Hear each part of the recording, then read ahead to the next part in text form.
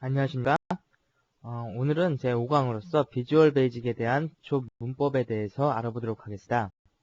오늘 이번 시간에 알아볼 거는 이 첫 번째로 변수에 대해서 알아볼 거고요. 그 다음에 상수, 그 다음에 이 엠문에 대해서 알아보겠습니다. 그리고 마지막으로 주성문에 대해서 알아보도록 하죠.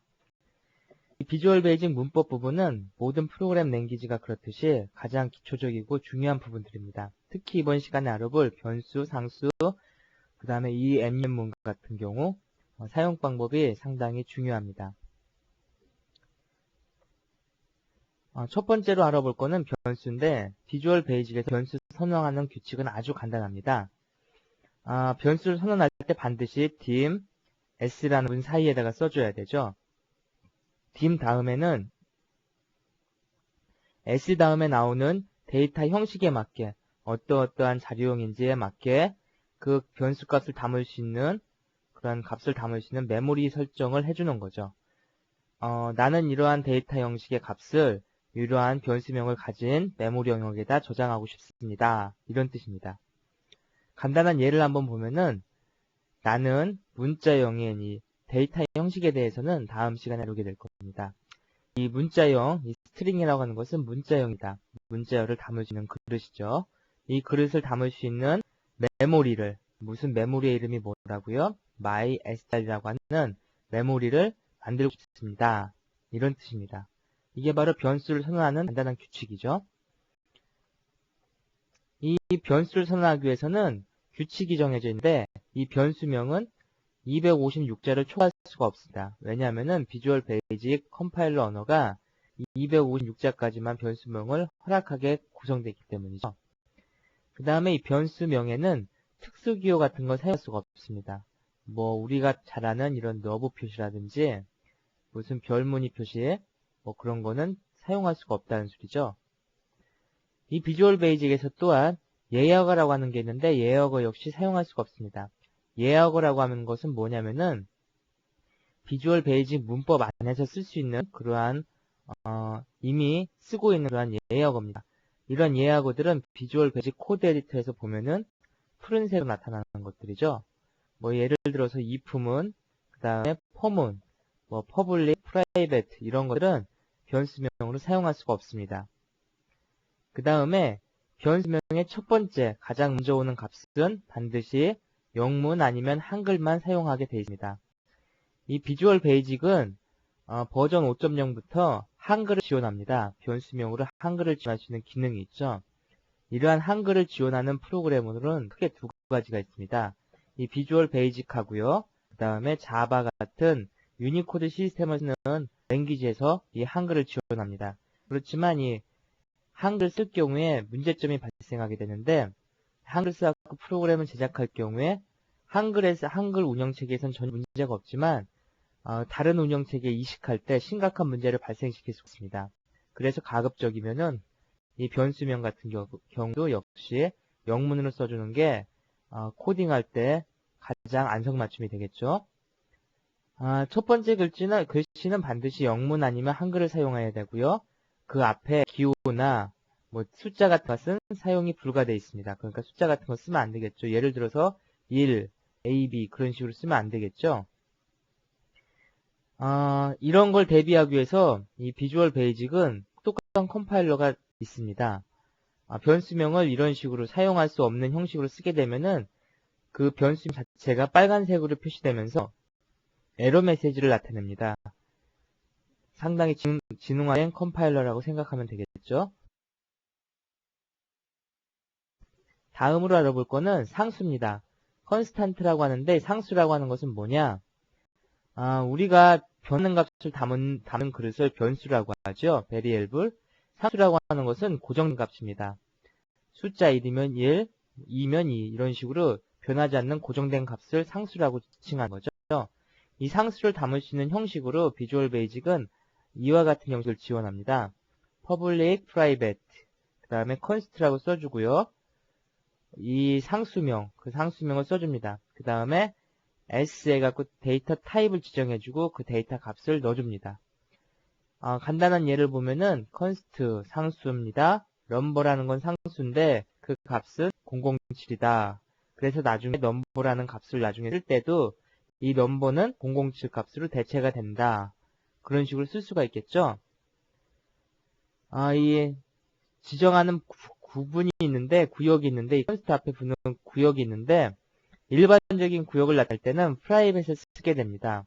그 다음에 표준 모듈 부분에서는 퍼블릭과 프라이빗, 그 다음 클래스 모듈 부분에서는 프라이빗 부분만 쓰게 되어 있습니다. 이 부분들은 앞으로 서브 메소드하고 클래스에 대해서 다룰 때 좀 더 자세히 알아보도록 하죠. 그 다음에 이 MUM문입니다. 이 MUM문이라고 하는 것은 비슷한 유형, 그러니까 비슷한 형식을 가진 사수를 묶어서 하나로 이용하는 거죠. 쉽게 이용하자는 뜻입니다. 이 MUM문 같은 경우에는 형식이 이렇습니다. private, public 이런 형식으로 나오고요. 이 MUM문 그 다음에 이름값을 넣어줍니다. 이걸 통칭하는 이름이죠. 같은 유형을 가진 상수를 통칭할 수 있는 이름을 넣어주고요. 그 구성 요소 이름을 써줍니다. 그 다음에 상수값을 지정해주죠. 그리고 마지막은 이 MUM문은 반드시 AND 이 MUM문으로 닫아줍니다. 이런 식으로 해갖고 그 값들을 이제 하나로 쓸 수가 있는 거죠. 이 부분에 대해서 간단하게 한번 비주얼 베이직을 작동시켜 보도록 하겠습니다. 일단 확인을 누르고요. 그 다음에 간단한 라벨을 한번 3개 만들어 보겠습니다. 하나, 둘, 셋 이렇게 만들고요. 이 부분에다가 이걸 제어할 수 있는 버튼 하나 끌어다 놓겠습니다. 이 MUM문을 사용하는 기법을 한번 보는 거죠. 예를 들어 가지고 이 MUM 이 NUM 써주고 번호라고 한번 먹여보겠습니다. 비주얼 베이직은 똑똑하기 때문에 대소문자를 구분 없이 넣어줘도 자동으로 대소문자를 구분해주면서 이러한 예어가 같은 경우에는 파란색으로 글씨를 바꿔주죠. 이게 바로 비주얼 베이직의 가장 큰 장점입니다. 우리 구청에 대해서 한번 해볼까요? 관악구, 그 다음에 강남구, 그 다음에 성동구 이렇게 3개만 넣어보겠습니다. 이 값 중에 강남구에다가 2의 값을 넣어주죠. 그 다음에 형식대로 마지막을 AND MUM으로 닫아보겠습니다. 그러면 바뀌겠죠? 그러면 이 번호라는 이름 값으로 관악구, 강남구, 성동구가 하나로 묶여서 쓰일 수 있게 되는 겁니다. 이 버튼이 클릭됐을 때 나타날 값을 이런 식으로 한번 해보죠. 변수 지정하는 형식인 dim, 그 다음에 이 변수를 담을 그릇, num, 그 다음에 s, 어떤 형식으로 담을 거냐? 우리가 위에서 만든 번호라는 데이터양으로 다룰 겁니다. 이렇게 써줬습니다. 이렇게 써주고 이 MUN 값을, 이 num의 값을 뭘로 할 거냐? 저 같은 경우에는 관악구로 한번 해볼까요? 관악구를 지정할 겁니다. 그리고 라벨 앞에 있는 라벨이라고 하는 것은 아까 이 에디터 끌어다 놨던 거죠? 그 캡션, 라벨의 값을 뭘로 바꿀 거냐? 이 MUN 값을 넣어줄 겁니다. 이렇게 해갖고 한번 프로그램을 구동시켜 보죠. 그래서 커맨드를 눌러보겠습니다. 0의 값이 들어갔네요. 그러니까 이 번호에서 이 첫 번째 값은 0으로 세팅이 맞춰졌군요. 그렇다면은 이번에는 강남구를 한번 쳐보죠. 강남구 일단 중조시키고요. 이 값을 강남구로 바꿔보겠습니다.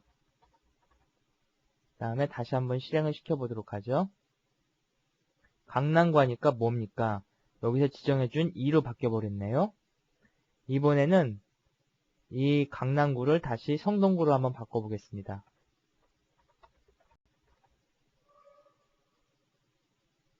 성동구 하니까 값이 3이 되겠네요. 이거는 0이었는데 이 값을 강제적으로 2로 바꿔주면은 그 다음 값은 이 강제적인 바뀐 값에다가 플러스 2를 해갖고 증가되는 걸 볼 수가 있죠. 이런 식으로 이 MUN 값은 그 값이 증가됩니다.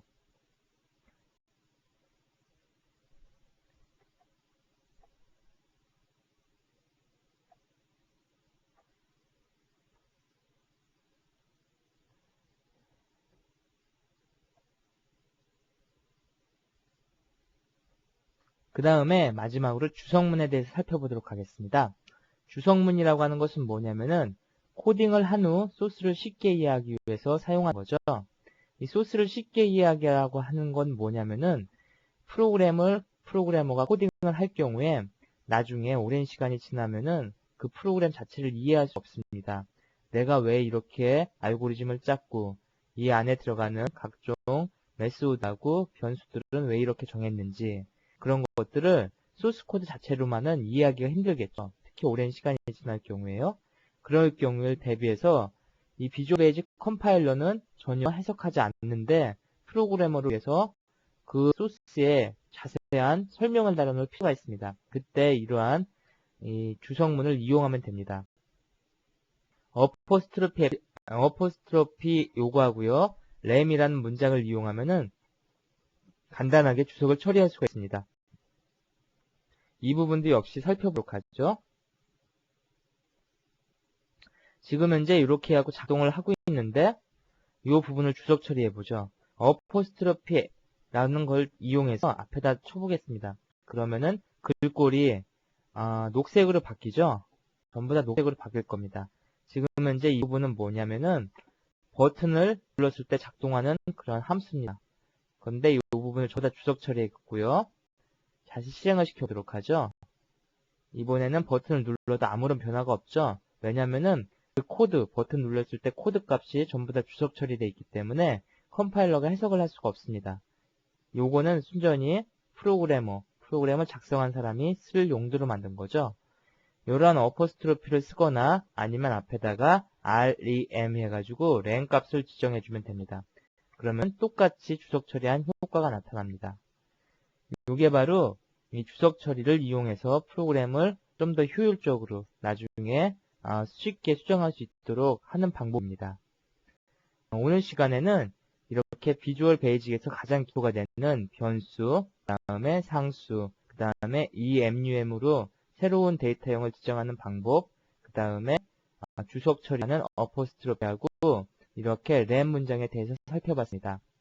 오늘 강의는 여기서 마치겠습니다.